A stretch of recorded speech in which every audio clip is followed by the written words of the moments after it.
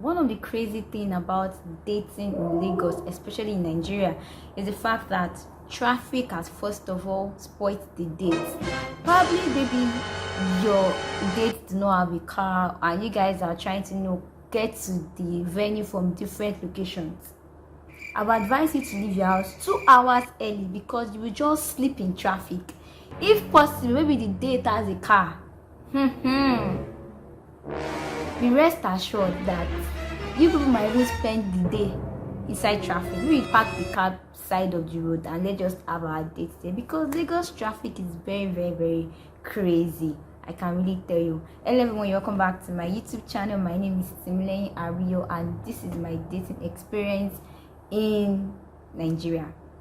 So the first experience I'm going to talk about was, I think this particular time I was actually in 300 level. I was actually in Ibadan and it was with a married man. This man was like 5 or 6 years bigger than me. Anybody that knows me knows that I am a very tiny person. Like, I do not weigh a lot. So for someone that's like 8 times my size be attracted to me, I'm thinking, please, what exactly is going on? She's not gonna use me for money ritual, because I did not really understand. And the most annoying part of the story was, this particular day I wasn't wearing my best of clothes. I wasn't looking like my best. I wasn't even on makeup. I just finished a particular semester and I was coming to spend like weekend with my auntie. So I wasn't looking my best at all. So I was surprised when this man with a very huge big tummy and white hair came to approach me. At first I thought probably he was lost. He was actually looking for direction within where I was. So my auntie used to work at ShopRite, so I was within ShopRite to buy some things. So I thought probably ShopRite has different segments or roads. So I was thinking maybe he was lost. He didn't know a particular location, a particular section, or where to get some things. And so when he came to approach me, I thought, okay, yeah, let me just give him my attention. He's older than me. I can't respect him, all this kind of stuff.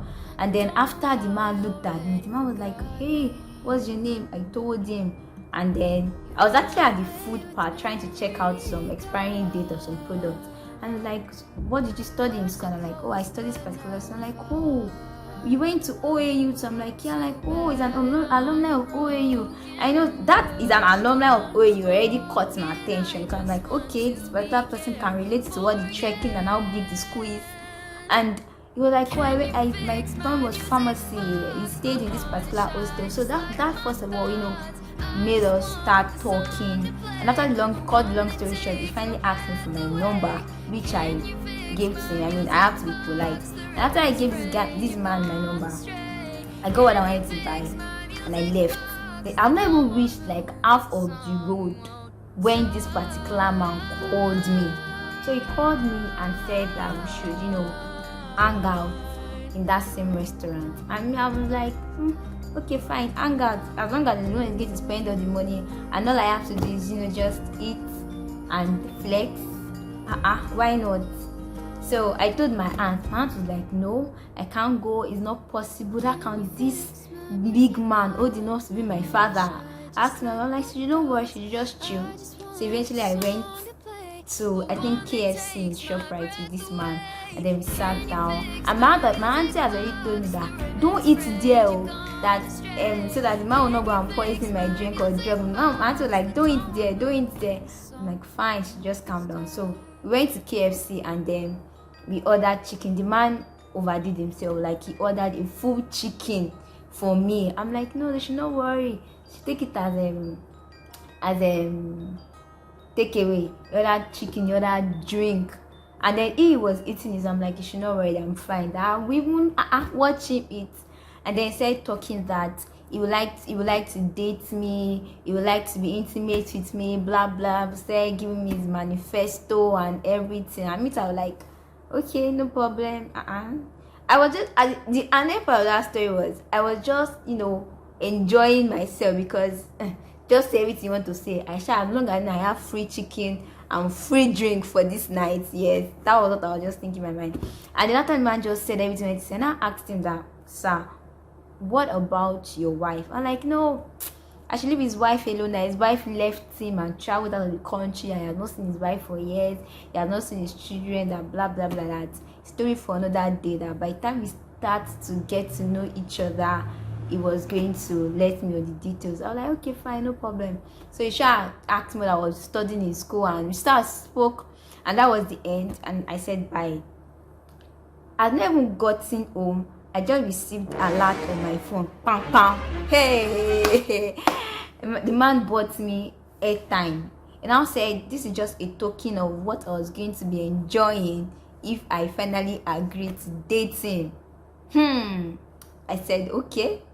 It's about to go. My mom was like, okay, thank you for the airtime. I didn't ask, but okay, thank you.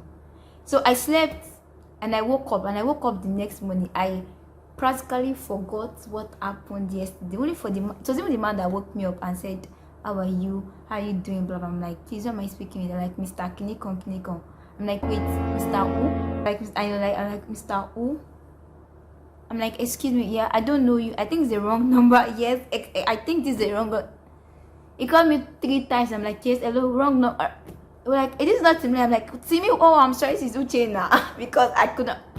That was how I just pretended as if I didn't know what the man was saying, and that was I just had to like cut that particular relationship with him, because I cannot imagine dating who. What am I doing? What am I doing? Am I what? Because of what? Am I dating a married man?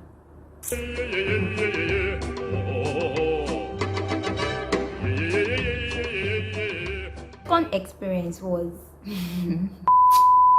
with one particular guy. So this particular guy, we actually met online. I think we met on Facebook. So we've been talking and we're like, okay, fine, let's finally go out. Let's finally hang out. Immediately, I thank my stars. I took my money on that deal. Hell, okay. I thank my stars. I took my money. Then I didn't know I took my money. Like I took my ATM, because my ATM is always in my purse. So actually, this Baba has blowed all his grammar for me on Facebook. Like, going to do this, where do you want to go to? I'm like, okay, fine. I'm like, don't let us even take it too much. Let us just go to Domino's. It's within the area now, and just order good stone and just chill. Don't let me tax you too much. So I got there early now. It got there later, and then we sat down and we started talking. And they're like, okay, what do you want? I told him I wanted ice cream and everything. Papa Sha went to go and order it. 10 minutes, he has not come back. 30 minutes in a call, he's not come back. So I stood up and I went like, what's taking so long? People are coming, like, what's taking so long? And he started giving me a story that his ATM card has expired. Like, his ATM card has expired, and that his ATM card is not working, blah blah blah blah. I'm like, okay, so what are you going to do now? I asked this, did they accept transfer? They're like, they do not accept. So I said, okay, transfer the money to me. Let me use my ATM card.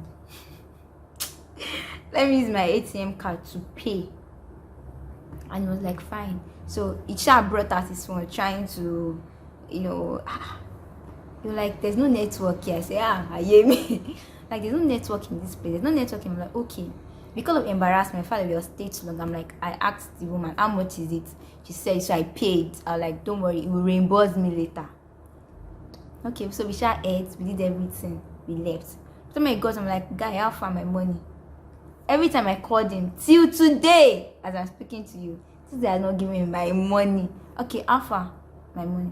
Like, I even have no issues with paying bills or splitting the bills, but like, let me know ahead of time that, okay, I don't have much, we are splitting the bills. Not like you decide to manipulate me and play a smart one, or is that manipulate me and play a smart one on me by being smart, and then after deal you're not picking up your phone.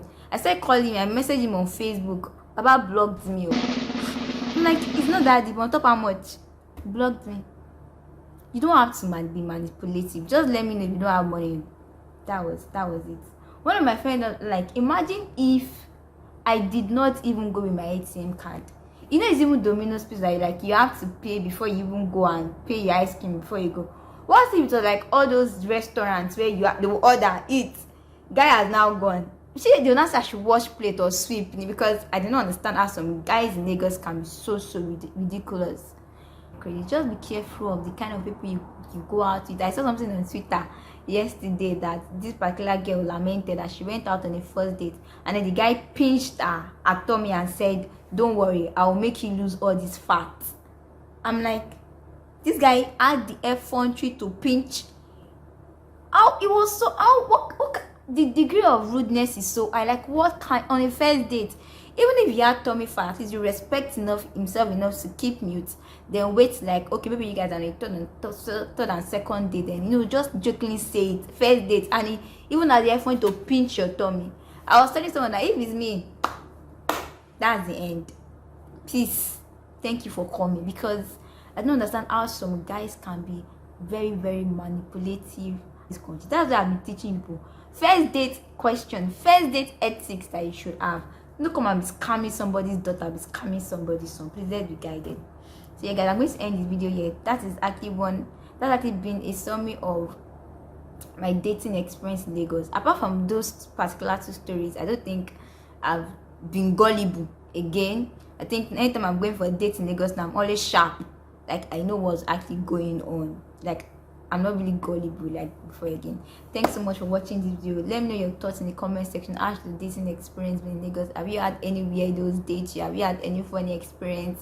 As some people want to use money to buy you, to let you know that don't worry, this car I will give you. Let me know your thoughts in the comment section. Please do not forget to subscribe and give this video a thumbs up. I'll see you in my next one.